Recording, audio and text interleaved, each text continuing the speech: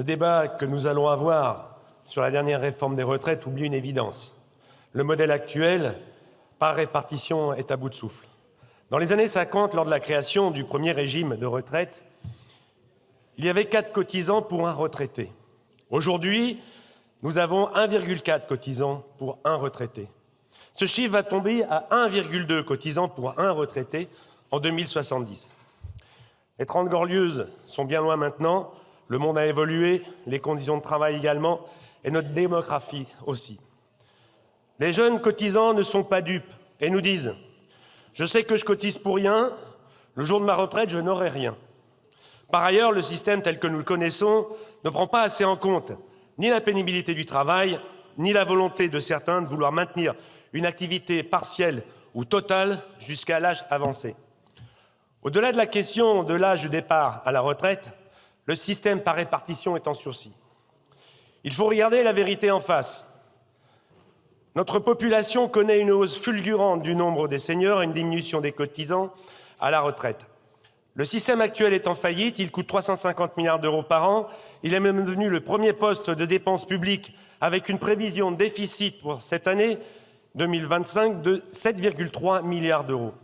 Il est devenu une charge importante pour nos entreprises, grevant leur compétitivité.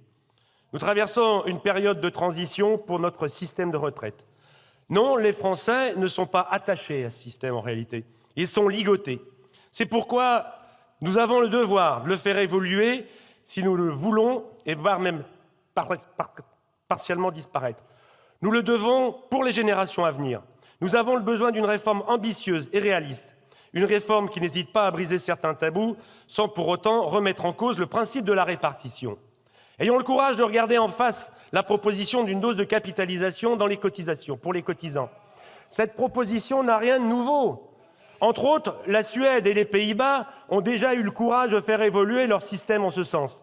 En réalité, ce modèle existe déjà en France, dans la fonction publique, avec la retraite additionnelle de la fonction publique. Il est même obligatoire pour les fonctionnaires depuis 2003. C'est un système qui se porte bien d'ailleurs et affiche 4,2% de rendement. Mieux, le système est géré par un établissement public où tous les syndicats siègent, y compris les plus anticapitalistes. Chers collègues, sortons des positions dogmatiques. Les chiffres sont là. Aujourd'hui, en moyenne, un salarié cotise 900 € pendant 40 ans, arrive à une retraite de 1 800 €. Demain, toujours avec une cotisation moyenne de 900 € par mois pendant 40 ans, avec une capitalisation de 3%, sa retraite passera à 2 200 €. Et si on continue le calcul, avec une capitalisation à 9%, sa retraite passerait à 3 100 €. Ayons le courage de regarder les choses en face, une proposition de dose de capitalisation. Elle permet de sauver notre système et d'assurer à nos générations futures une retraite à la hauteur de leurs cotisations. L'UDR propose également des mesures fiscales qui encouragent une épargne libre et complémentaire.